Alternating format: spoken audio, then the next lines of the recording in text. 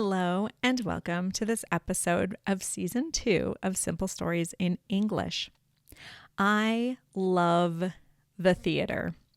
I love acting and singing and being in front of an audience. I haven't been on a stage in years, but I have wonderful memories from my time in the theater. And I use my experience now to tell stories. Continuing with this season of personal stories, this episode explores my short-lived life on stage. Important vocabulary in the story includes skit, play, stage, and theater. I hope you enjoy Life on Stage.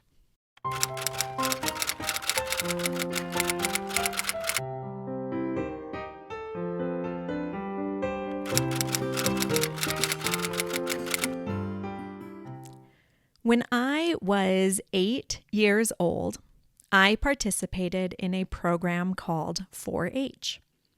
One activity that I did with my club was write and present a skit that represented the values of 4-H. Those values are head, heart, hands, and health. We created a skit with action and music. We did a great job. We won a trophy and got to present our skit at the state fair. It was my first time acting, and I loved it. When I was 10 years old, I joined the school choir.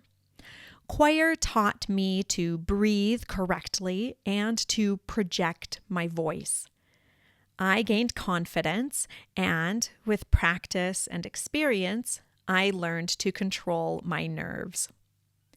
When I was 12 years old, I acted in another skit about a scientist.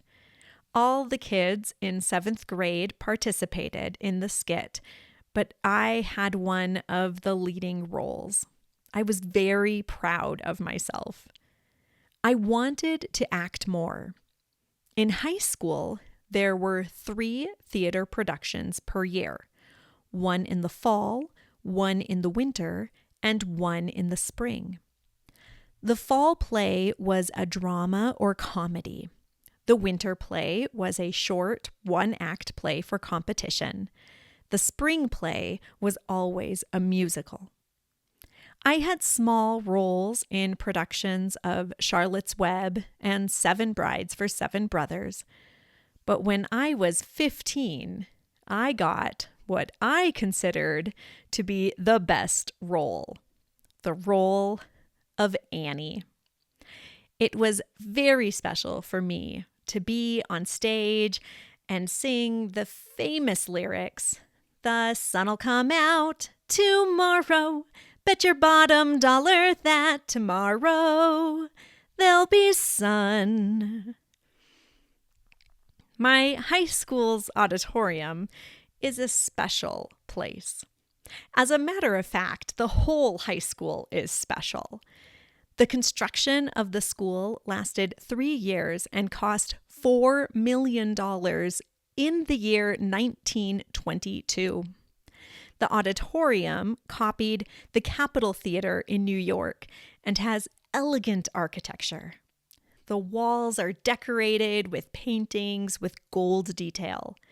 The 6 crystal chandeliers were imported from Belgium. The organ was imported from Germany and is one of only 3 that still exist from that company. There is a balcony and seats for almost 2,000 people. The auditorium also holds a lot of mystery. As it is a very old space, there are stories of ghosts. Even I have stories about the ghosts there. One Saturday, I was working with 3 friends to clean the prop room, the room that holds all the objects we use in theater productions, like cups, bags, dishes, fake flowers, and more. I went down to the stage and I heard something. A lot of tourists come to see the auditorium, so I wasn't scared. However, when I looked out at the seats from the stage, I didn't see anyone. I was about to return off stage to the prop room when I heard a girl crying. I said hello, but there was no answer. The girl kept crying. I looked through all the seats, and I finally saw her in the balcony. I didn't understand why she was on the balcony. Tourists entered the auditorium through a specific door, and all the other doors, including the doors to the balcony, should be locked. The girl was very young, 6 or 7 years old. She had brown hair and was wearing a white dress. I talked to her. I told her that I would come get her and we would find her family. I left the stage and ran to the balcony stairs. When I got to the doors to the balcony, they were locked. I couldn't get in.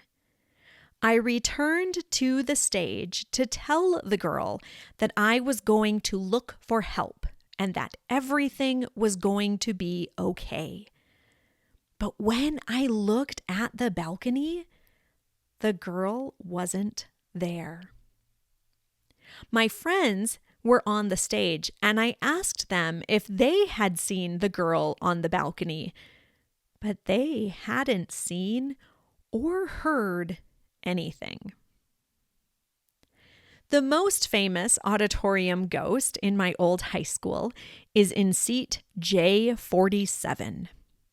There are a lot of rumors about that ghost.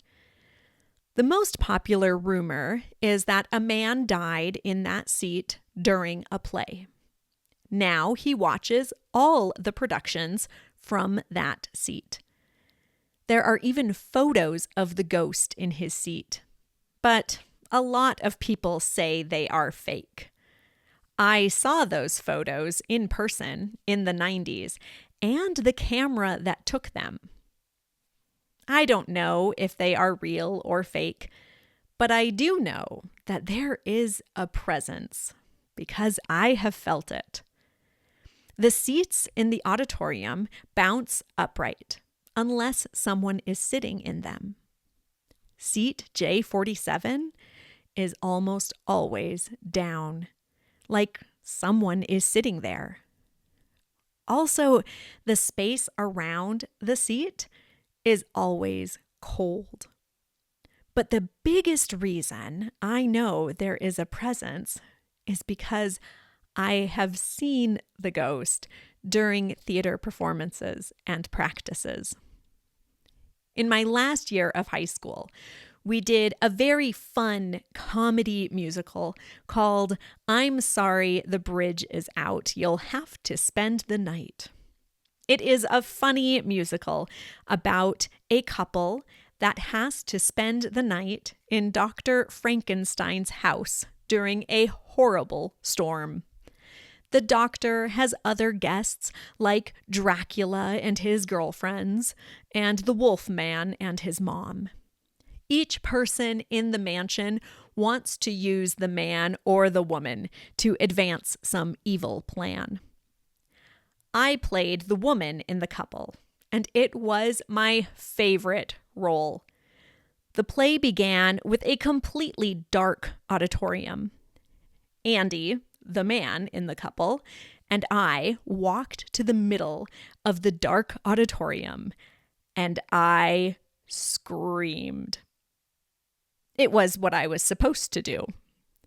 After I screamed in the dark auditorium, we turned on flashlights we were carrying, and a spotlight lit us up.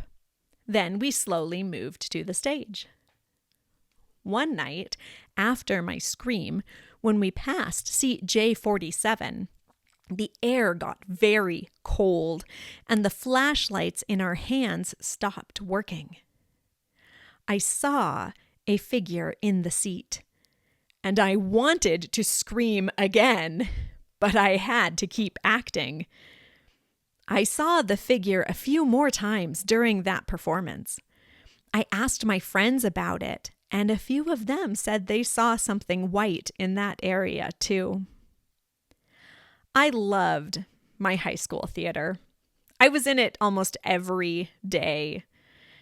My last role in that special auditorium was not planned. I dreamed of becoming a director after graduating, so I took the position of assistant director instead of acting in the play. Unfortunately, the leading actress lost her voice and then had a family issue. She couldn't continue, and we didn't have an understudy. I had 2 weeks to learn all her lines and songs. At least I already knew all the stage directions. On opening night, I was very nervous that I was going to forget something, but everything turned out really well. After finishing, I went out to greet the public. My dad was crying, which isn't a big deal because my dad always cries. He hugged me and told me that one song I sang in the play was very special for him.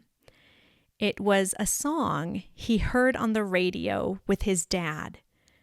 My grandpa died when my dad was only 23, and hearing that song brought him back to his childhood. Love makes the world go round. Love makes the world go round. Somebody soon will love you if no one loves you now. High in a silent sky, love sings a silver song, making the earth whirl softly. Love makes the world go round. I studied theater in college. I took part in several plays on stage and behind the scenes. I worked in a costume studio and with lighting equipment. I directed skits and a complete play. I acted, danced, and sang. I was the stage manager. But none of that impacted me as much as my time on stage in my beautiful high school auditorium. I have not been on a stage for years, and I really miss it. Each time I see a play, I remember the energy and emotion I felt. Maybe someday I will act again, but for now I am content with my leading role of mother, teacher, and storyteller. Thank you for being my audience. The end. Thank you for listening. You can find today's transcript and all my English and Spanish stories by clicking on the link to my blog in the show notes. This podcast is produced entirely with donations from you. You can donate through Buy Me a Coffee, PayPal, and Venmo. There is information in the show notes. Thank you for your support and for your desire to learn English and connect with the world around you. Don't forget to subscribe to the podcast, and remember you can find me on YouTube, Instagram, Facebook, and my blog at Small Town Spanish Teacher. See you soon. You can find a transcript of today's story as well as other stories and learning and teaching aids on my website, smalltownspanishteacher.com. This story was an original work by Camilla Given. Any resemblance to stories by other authors is purely coincidental unless otherwise noted. If you have an idea for a story or a story you would like read, feel free to email me at smalltownspanishteacher@gmail.com. Don't forget to subscribe so you can be notified of future episodes of Simple Stories in English.